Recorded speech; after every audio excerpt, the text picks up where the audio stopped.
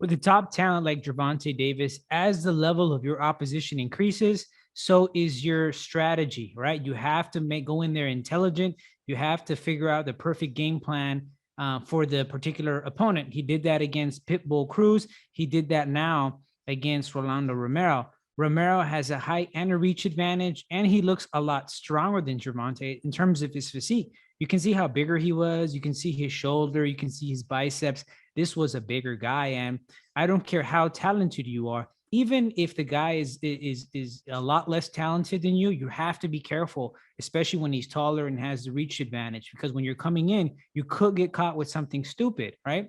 And why would you want to risk looking bad against someone who everyone would agree is a lesser talent than you are? So I thought it was really intelligent from Gervonta Davis to spend 3, 4, 5, 6 rounds studying his opponent, seeing how he really comes forward, because talent demonstrates itself with time. Give it a few rounds, then you start seeing some of the openings that your opponent creates, how his hands go down with certain punches, how he leaves himself open after certain punches, right? And one thing that we learned in the fight with Leo Santa Cruz is that do not throw the same punch against Gervonta Davis more than once.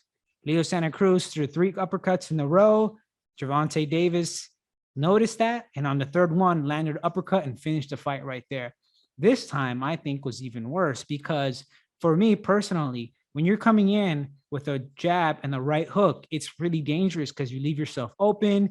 If you're like Rolando Romero, you could end up even being unbalanced. And with him as well, he leaves his right hand very low during and after that combination. And so he kind of threw it to the body and then aimed to the head, or vice versa. But anyway, he threw a jab and a right hook 2 times in a row. And Gervonta Davis noticed, and you can see this because the Showtime social media guy gave a great angle where you can see it. He saw a jab and a right hook. He noticed that his hand was really low when throwing that right hook, right? Because you throw it like this, and then this is wide open. Then he threw it again. And so Gervonta Davis pulled back, and he came back with the left hook. And when you're from a southpaw position, it's different from an orthodox because it's right here. When you're coming from southpaw, it's coming from all the way back there because your strong hand is the one behind you. So it's a left uppercut right to the chin, comes with everything. And Gervonta Davis is so intelligent that as soon as he landed the punch, he ducked and slipped out. And that's why Rolando, when he fell onto the ropes, there was nowhere to catch him. He couldn't land on Gervonta because he was already out. And so that's how he finished the fight. Just a combination of a lot of things, being intelligent, quick, reflexes, having power, and also taking the time to say, you know what? Eventually, this dude's going to run into something, and I'm going to catch him.